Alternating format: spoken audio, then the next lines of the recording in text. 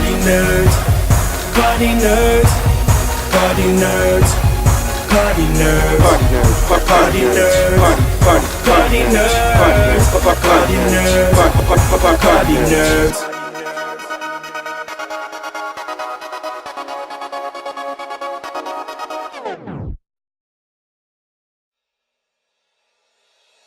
Good morning, good afternoon, and good evening, everyone. I'd like to introduce you to another episode of Partynerdz presents Grandmaster FAQs.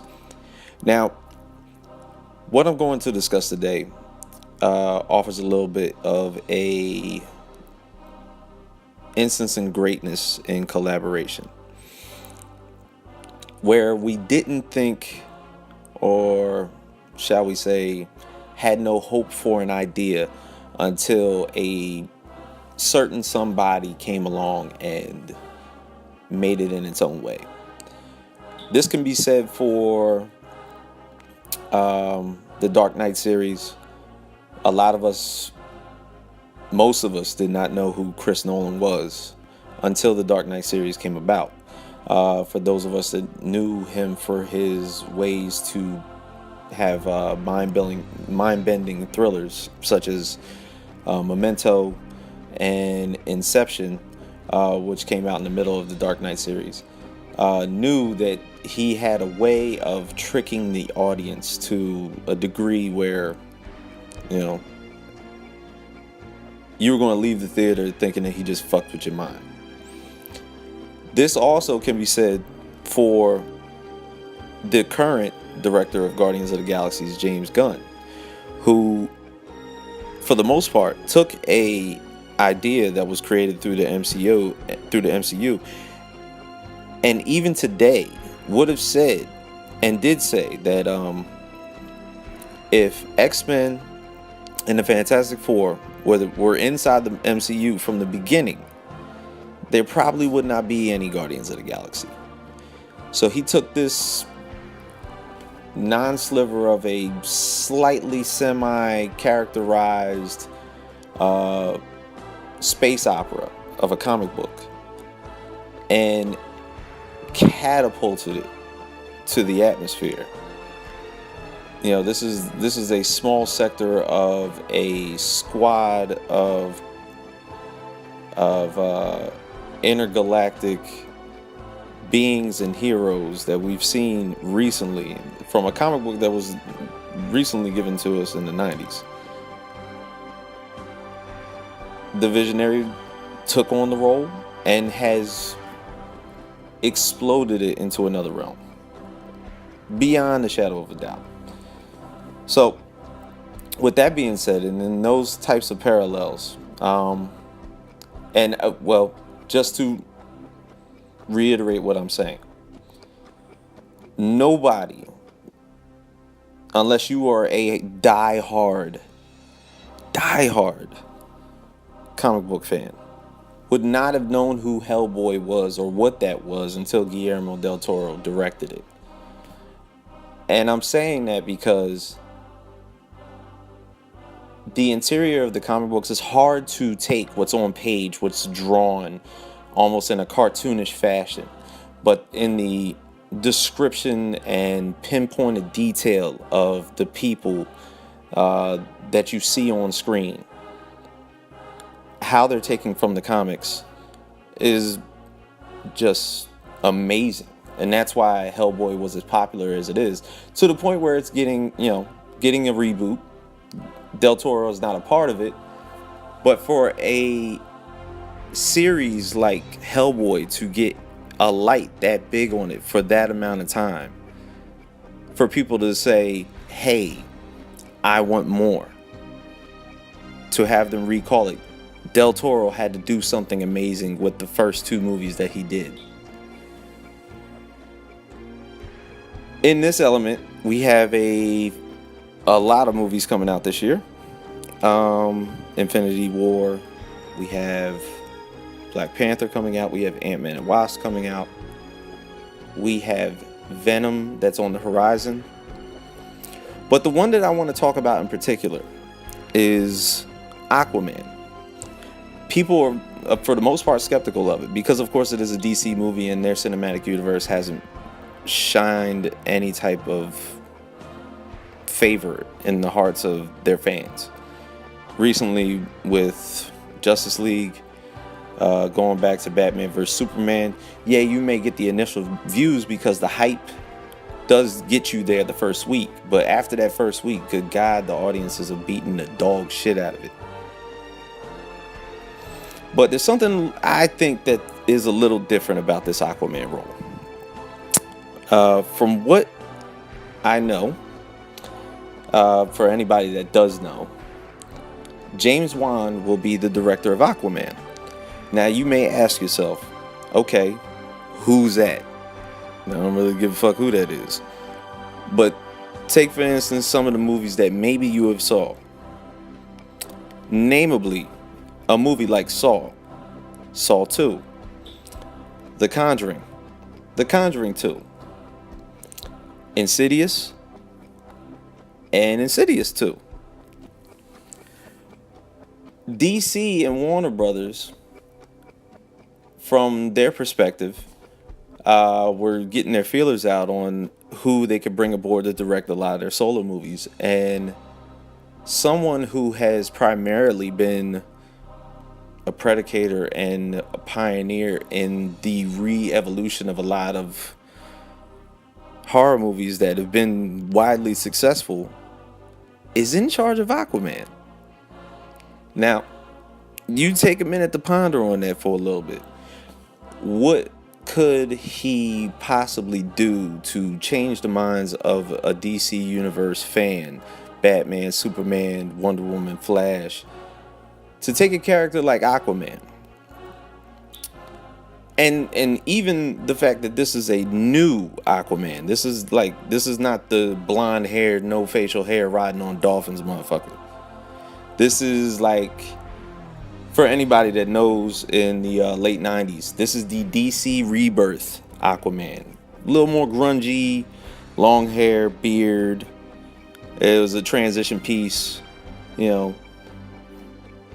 For the most part, you know, Peter David saw Aquaman as somebody that wasn't going to a barber every now and then. Peter David was the writer of Aquaman comics back in the 90s, and created that DC Rebirth character with that type of illustration.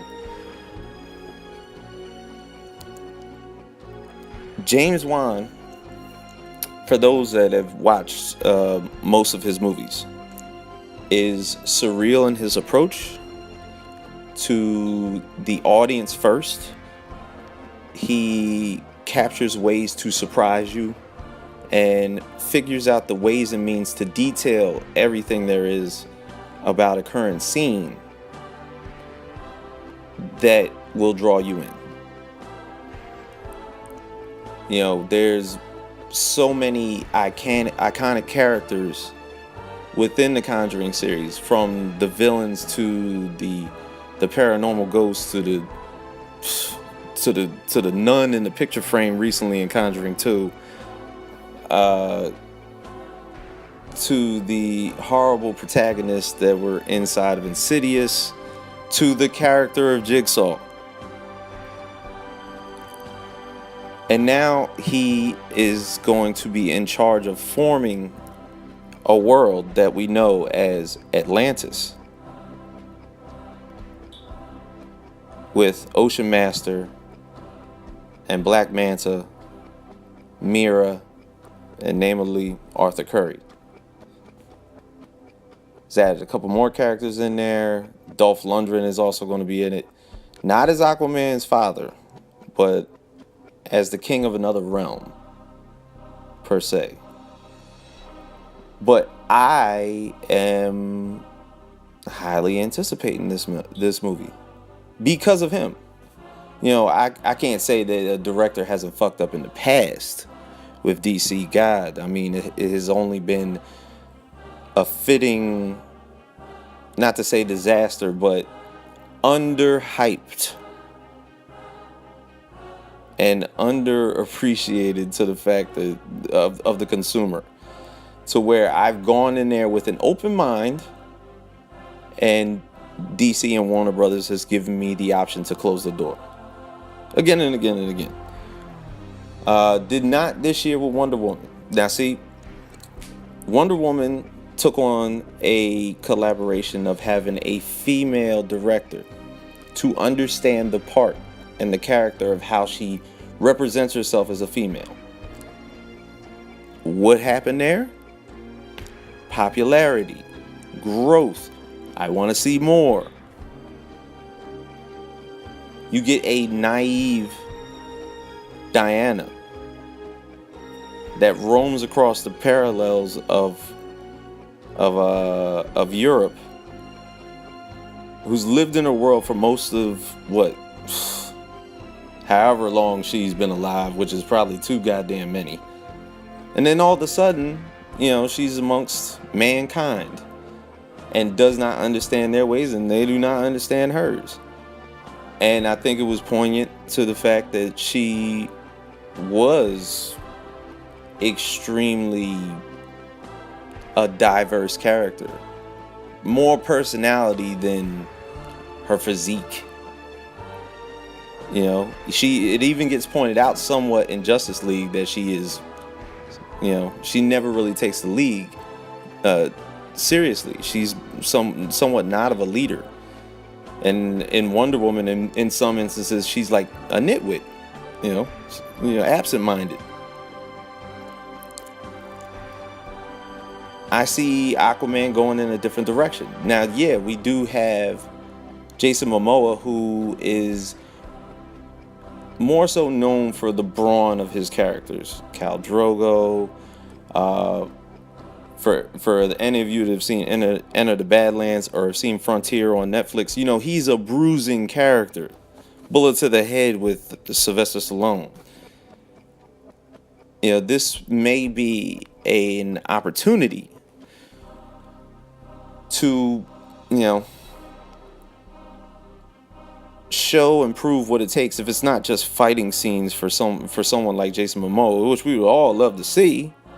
Not to say that the man can't create dialogue, but I think James Wan's going to show us a little bit more as far as the visual perspectives of a city of Atlantis, and exactly what it would take to change the minds of most of us in the theater. And if it's bringing on the villains, which I know that he has no problem taking charge of, and creating a vast demeanor of their universes as well. Like we may come to know that Ocean Master and Black Manta may be more devious to Aquaman than most of the villains that we've seen in the DC universe. For most of us that saw Wonder Woman, Ares was like, wasn't really all that. General Zod was dope, extremely dope. I love General Zod's character, but from what we created recently with Steppenwolf and the Justice League, basically as soon as Superman came to life, this dude was like. He was like a pussy in our eyes, for the most part.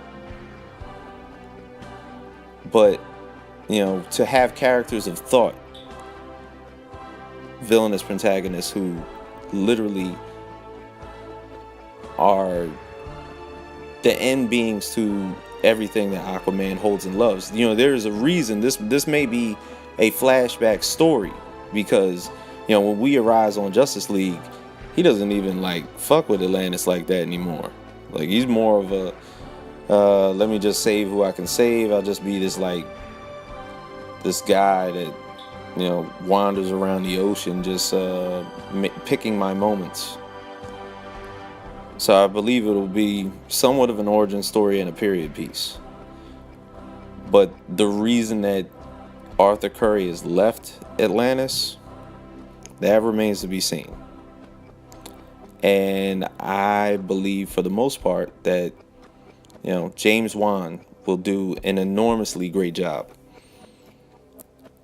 I'm not sure where everybody else's head's at, But look forward to this movie. I believe that you should. A lot of people are taking it lightly. And I think he will change a lot of perspectives going forth. But for everybody out there, this is Grandmaster FAQs, giving it to you live and direct. Once again, you could catch us every Tuesday, 6:45 on Wildfire Radio. Hit us up on YouTube. Subscribe to our Partynerdz YouTube page. And hit us up on Partynerdz on Instagram and on our Facebook page. For those of us that are in the Partynerdz, we wish you guys farewell. Partynerdz go.